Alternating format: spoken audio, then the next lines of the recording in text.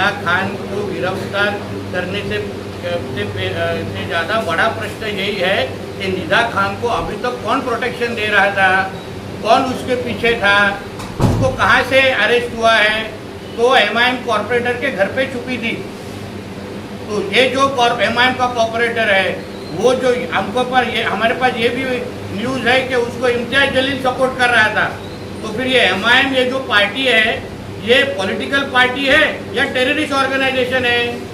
क्योंकि PFI, ISI, al Qaeda से कुछ अलग काम ये लोग करते नहीं हैं। वो लोग भी जिहादियों को ही मदद करते हैं।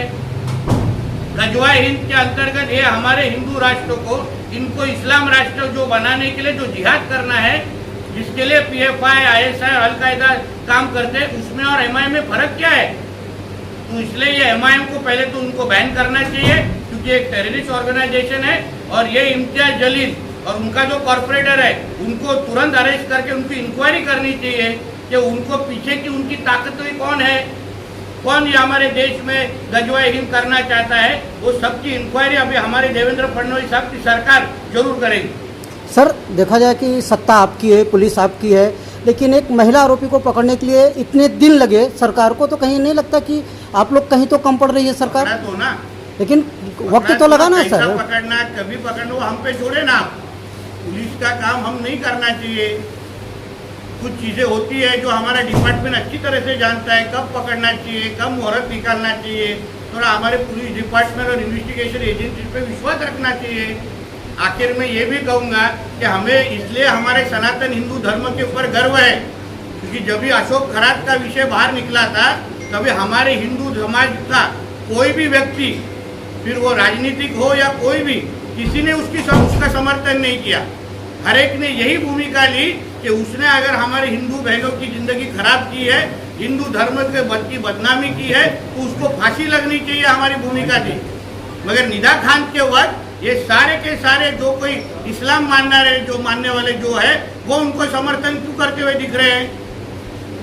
फिर उसको उनके इस्लाम धर्म की बदनामी की चिंता नहीं है या इसी को इस्लाम धर्म कहा जाता है? इसका जवाब उन्होंने देना चाहिए। सर, दूसरा सवाल ऐसा है कि जो धर्म परिवर्तन को लेकर कानून है, मुझे लगता है कि वो कानून कहीं तो कम पड़ता है इसके लिए जो धर्म परिवर्तन करने वाले लोग हैं, वो कानून कम नहीं गिरेगा और इसलिए वो ज़्यादा होता है। कानून का जरा स्टडी कीजिए।